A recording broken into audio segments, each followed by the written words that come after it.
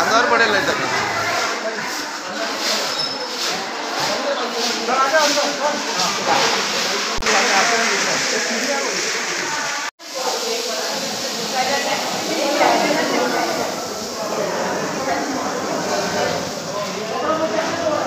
ये गलत काम है भाई।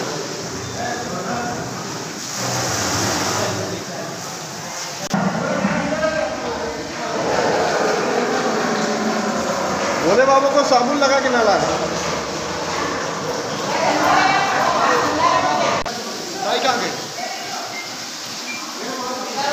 लाइट है। 750 वर्षापासून चातक पक्षी जसा आपल्या पावसाच्या पाण्याची वाट बघत असतो, त्याचप्रमाणे प्रत्येक हिंदू माणूस हे रामाचं अयोध्येला असलेलं सर्वांचं प्रेरणास्थान, सर्वांचं श्रद्धास्थान आणि सर्वांचं तीर्थस्थान हे राम मंदिर 22 तारखेला देशाचे लोकप्रिय प्रधानमंत्री आदरणीय नरेंद्रभाई मोदीजी ह्यांच्या हस्ते लोकार्पण होतोय। हा दिवस म्हणजे सुवर्ण अक्षराने लिहिणारा दिवस 22 जानेवारी आहे की ज्या 22 जानेवारीला आपल्याला सगळ्यांना अयोध्येमध्ये आपलं राम मंदिर होणार आहे। हे राम मंदिर नव्हे ते हे आता राष्ट्र मंदिर बनणार आहे। ज्याप्रमाणे मुसलमान आपलं तीर्थक्षेत्र हे मक्का मदिना समजतात, त्याचप्रमाणे आमचं अयोध्येचं राम मंदिर हे आमच्यासाठी तीर्थस्थान होत आहे। आणि आपल्या घरामध्ये एखादं शुभकार्य असेल तर ज्या पद्धतीने आपण त्याची तयारी करत असतो, त्याच पद्धतीने 22 तारखेला होणाऱ्या लोकार्पण सोहळ्याचं आज आम्ही ह्याची पूर्वतयारी दहिसर विधानसभेमध्ये सर्व मंदिर, सर्व तीर्थक्षेत्र असलेली प्रत्येक समाजाची, मग ते बुद्धविहार असेल, मग ते जैन मंदिर असेल, मग ते स्वामीनारायणचं मंदिर असेल की हिंदू देवदेवता कुठली मंदिर असतील, गुरुद्वारापासून सर्व मंदिरं साफ करण्याचा आम्ही निश्चय केलेला आहे। आणि आनंद होतोय की 22 तारखेला विविध कार्यक्रमाच्या माध्यमातून आम्ही हा कार्यक्रम इकडे ठेवलेला आहे। आपण बघाल 21 तारखेला आमची सर्व मंदिरं ही लाइटिंग होऊन, दीपोत्सव होऊन लोक आनंदित करते। एवढंच नाही तर प्रत्येक महिला आपल्या दारामध्ये रांगोळीचा सडा घालणार आहे, प्रत्येक महिला आपल्या दारामध्ये दिवे लावणार आहे।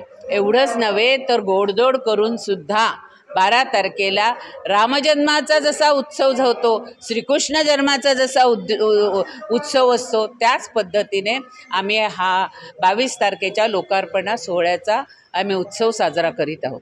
जय श्रीराम। संदेश हाच आहे की मोदीजींच्या अथक प्रयत्नाने जे राम मंदिर होते, त्या राम मंदिराचा प्रत्येकाने आम्ही अक्षता दिलेल्या आहेत। जेव्हा कधी आपण अयोध्येला जाल त्यावेळेला तुम्ही अर्पण करा। ज्यांना कोणाला शक्य नसेल त्या आपण आपल्या भागातल्या राम मंदिरामध्ये जाऊन त्या दिवशी आपण त्या अर्पण कराव्या असं मी सगळ्यांना सांगते। 22 तारखेला सगळ्यांना मी शुभेच्छा देते।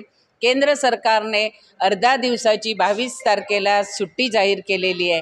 मी राज्याचे मुख्यमंत्री, उपमुख्यमंत्री यांना विनंती करते की महाराष्ट्रामध्ये 22 जानेवारीला सार्वजनिक सुट्टी जाहीर करावी। ह्याचं कारण आहे की ह्या राम मंदिरामध्ये महाराष्ट्र कसा जोडलेला आहे, तर ह्या राम मंदिराचं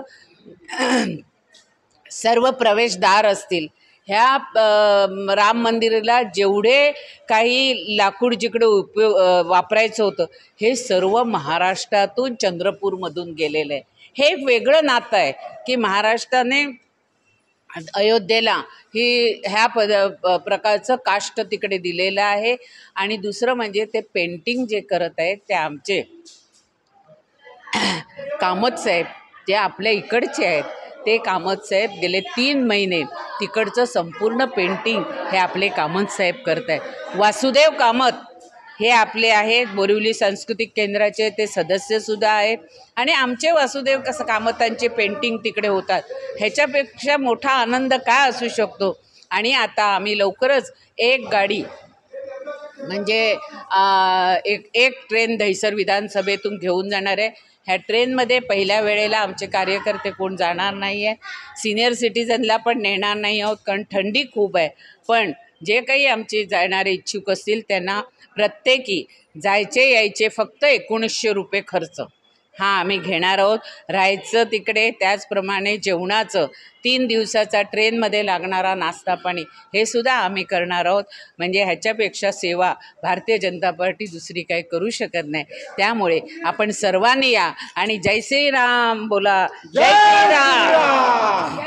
लोकप्रिय आमदार मनीषादाई चौधरी, हमारे मंडल के अध्यक्ष अरविंद यादव और हमारे वार्ड के अध्यक्ष शशिकांत कदम जी, और ख़ास करके हमारे बीएमसी के कर्मचारी जैसे हमारे मालूकर साहब है, राउत साहब है, खोत साहब है, राजेश है, इन सब के सहयोग से आज हमने दूसरी बार आज दूसरा मंदिर जो विट्ठल मंदिर है एक्सर गांव में, उसका स्वच्छता अभियान किया है. मैं बीएमसी अधिकारी का मनपूर्वक धन्यवाद अदा करता हूं, जिन्होंने हमको भरपूर सहयोग दे रहे हैं मंदिर साफ सफाई में.